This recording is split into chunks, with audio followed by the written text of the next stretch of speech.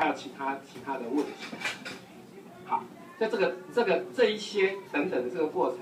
都带给我从高中开始到大学，然后后来这样子一路过来哈。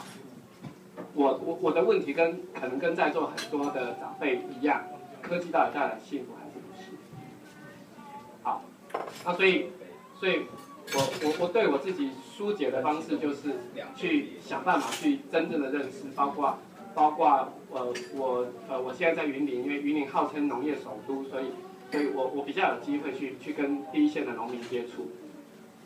然后呢，我也参与一些环保的运动，好，那这个第一线的去看，就是到底这些被政府视为这个刁民的这些造乱分子哦，刘佩君也算一个了哈。对啊，这些到底他们脑袋里面在想什么？好，所以这些是我参与的部分。那其中这个我现在也在传协会里面。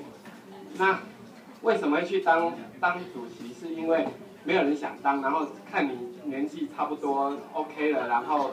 就说好吧，那你就出来这样。然后我那时候去，就是他们在那个选举的过程的时候，问我的意见如何，我说你们要想清楚，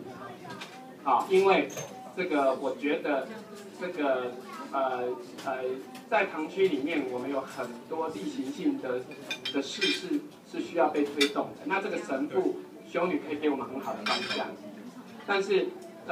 如果你们愿意我在做这个角色的话，我会觉得我们有必要跨出堂区之外，然后跟社区有某一部分的合作，然后看到社区的问题是什么，然后我们看看我们有没有可能提供一些服务。然后只当了几个月，这个我听到很多的声音哈，我当然都很感谢这些声音。然后这些声音里面，其中包括说，他都有代志，找一个博士来做这些传协会主席要创啥啊？吼啊，一天上康，就是一个让想东想西，看要做什么。不过呢，你如果问我们的教